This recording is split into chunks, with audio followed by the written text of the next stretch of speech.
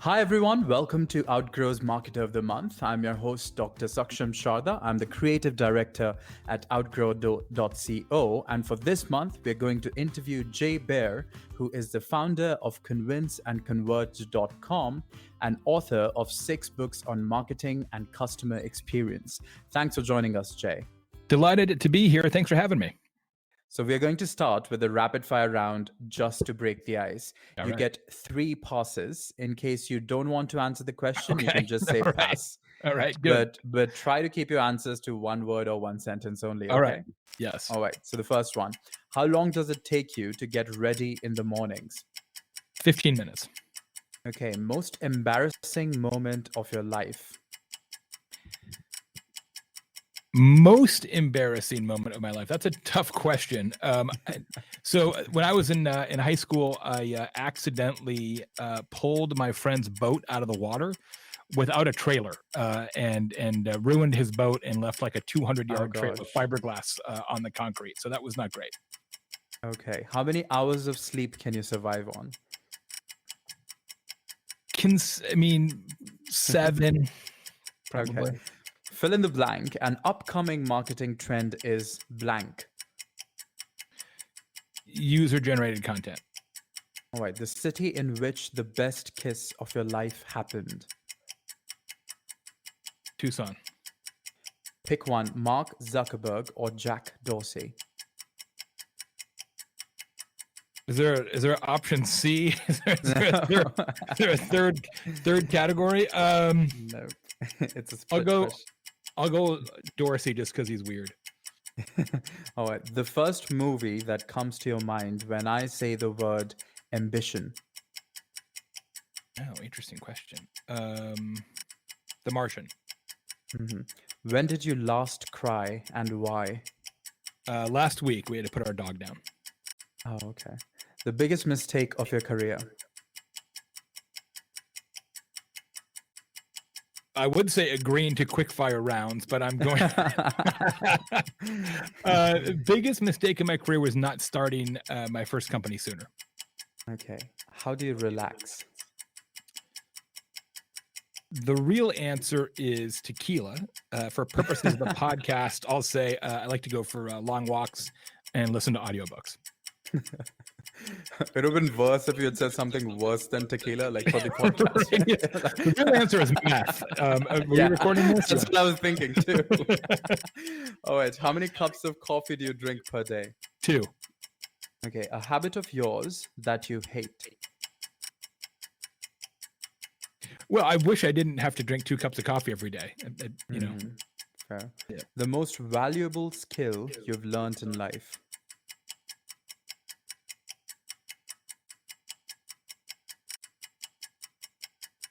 Hello? Flexibility. Okay. I thought I lost you there. No, your favorite Netflix show? Oh, that's a tough one.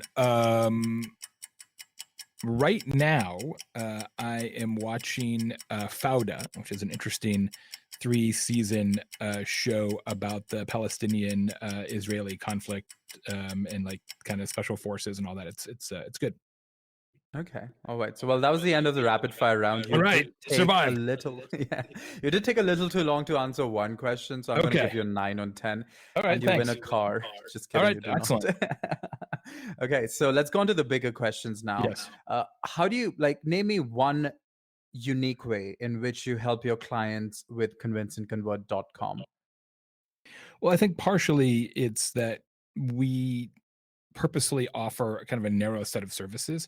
Convince and Convert is really a strategy consultancy. We help major clients think through content strategy, social strategy, customer experience strategy, but we don't then typically execute on those programs. And so it really is unusual in that we get asked all the time, like, thanks for the strategy. Could you also put this into practice? Like, no, we don't do that. We only do strategy. And it's been that way since the very beginning. And it's definitely a differentiator.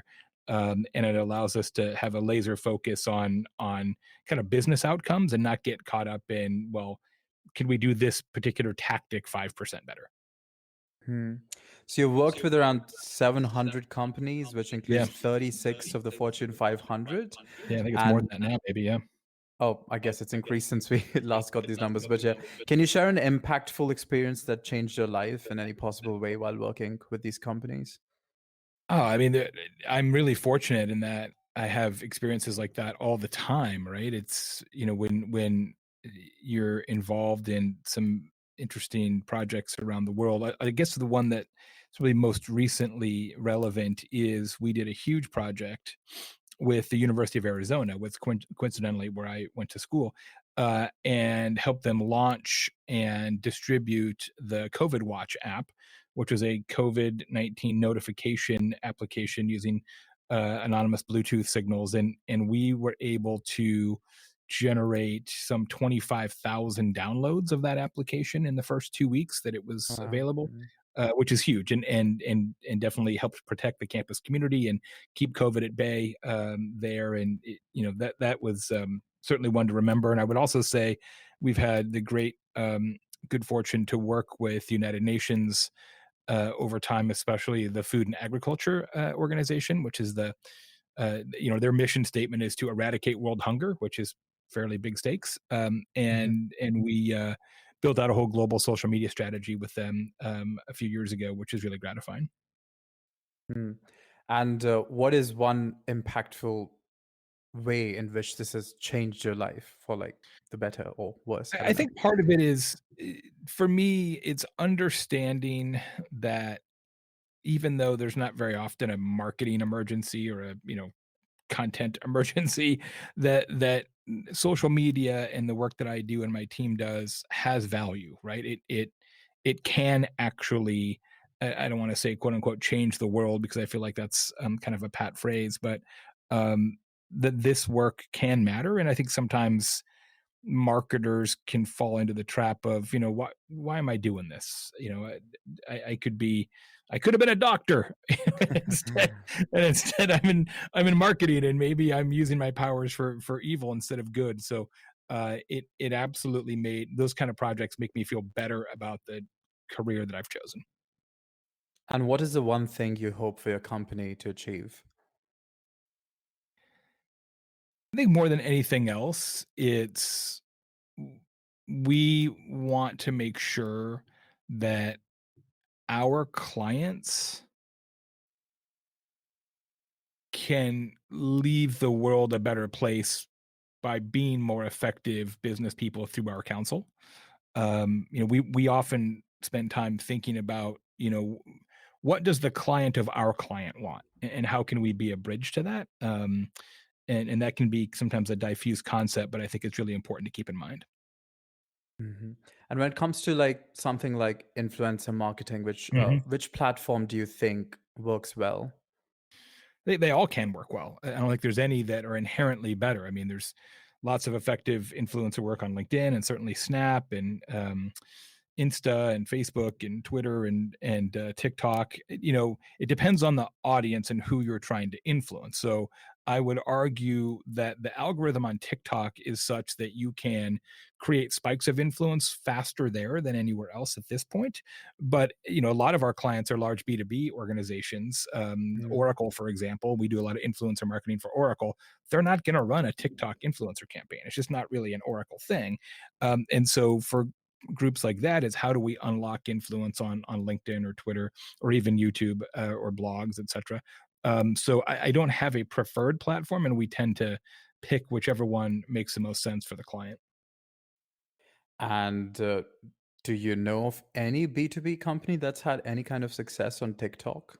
Oh, absolutely. There's lots of them. It's just not necessarily through influencer marketing per se. Mm. Seen lots of B2B organizations are starting to use TikTok for recruiting, and Cisco is one of them, one of our clients, and they're active on TikTok, and it's really to become an employer of choice. It's such a battle for talent right now, especially on the technology side. And if you can become the fun, hip, cool company, maybe you're going to get some extra applications, and that can pay off in the long run.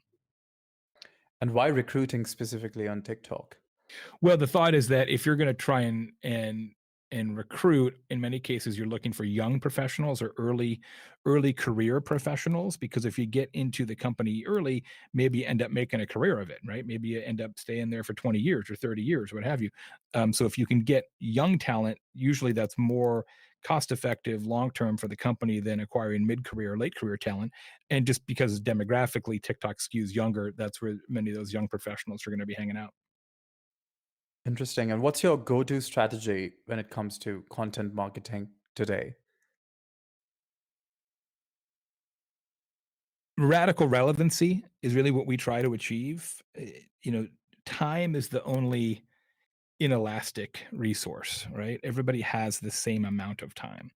And as soon as you start to waste your audience's time by putting content in front of them that is not highly relevant, that's where your audience starts to get really unhappy, and they start to tune you out. And I would argue, probably rightfully so. So we really want to make sure that wherever possible, we're using the right messages and the right messenger, which is why I'm a big proponent of user generated content, and the right modality. So some people really prefer videos, some people prefer podcasts, some people prefer reading, and so we try to make sure that as much as possible we know which of that right message, messenger, modality triangle makes sense for a particular audience, and we double down on that.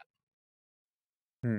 And speaking of which, what are the key moments in the customer journey that should be avoided to make the journey smoother without any leakage?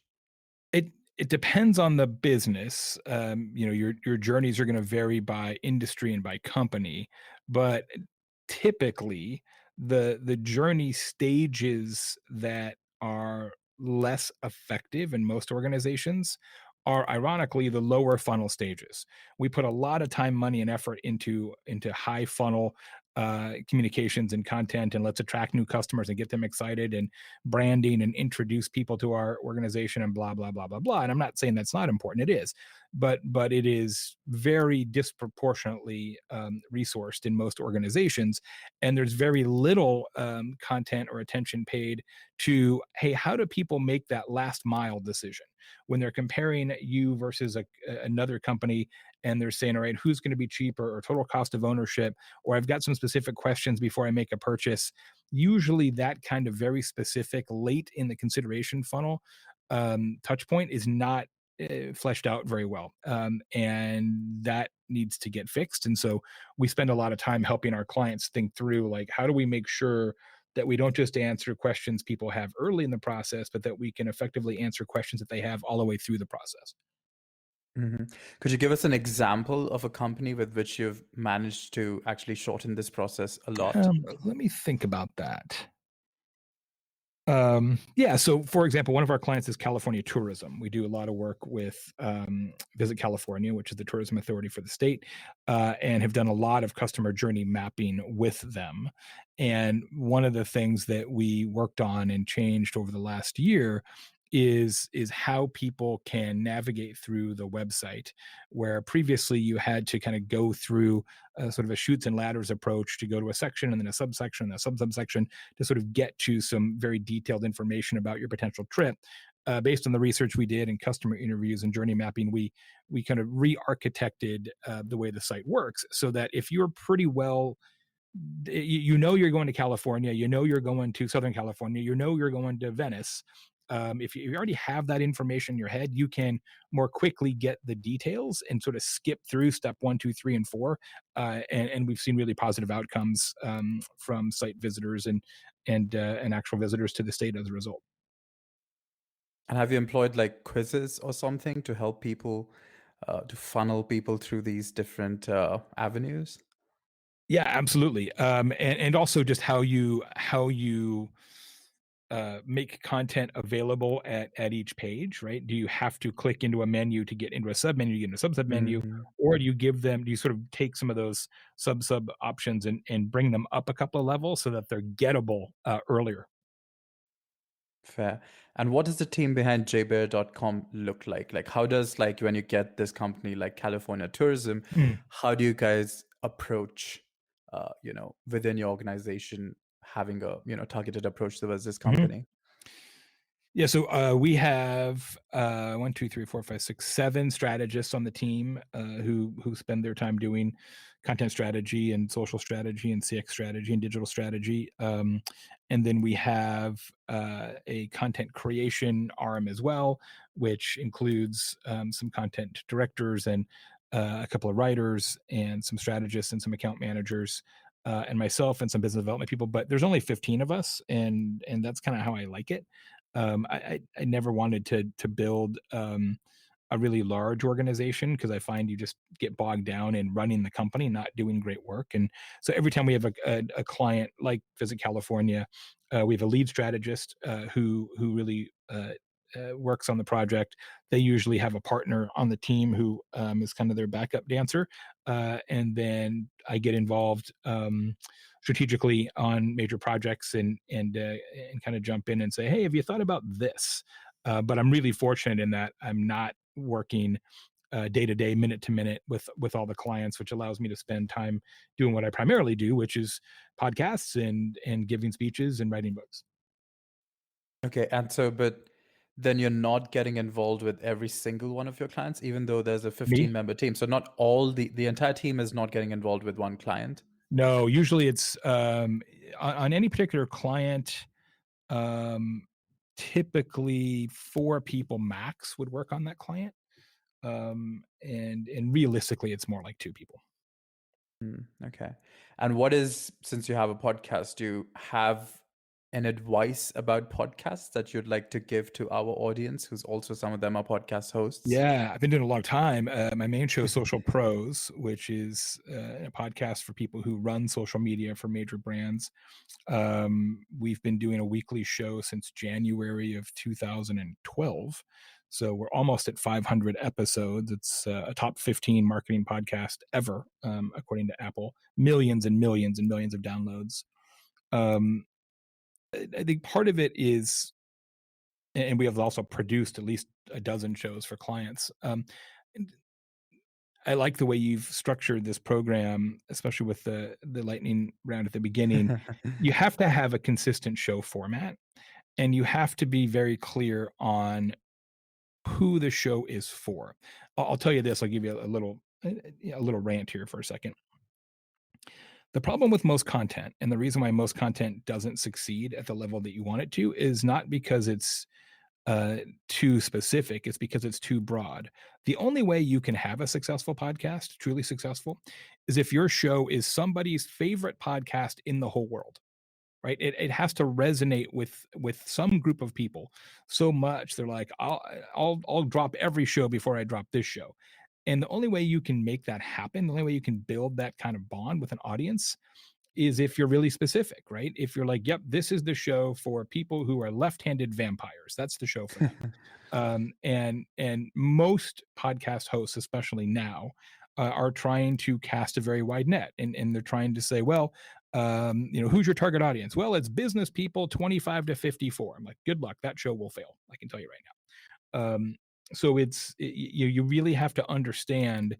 I talked earlier about radical relevancy, and podcasts is the same way. You really got to keep in your head all the time, who am I talking to exactly, and make sure that you create a show for them. Hmm.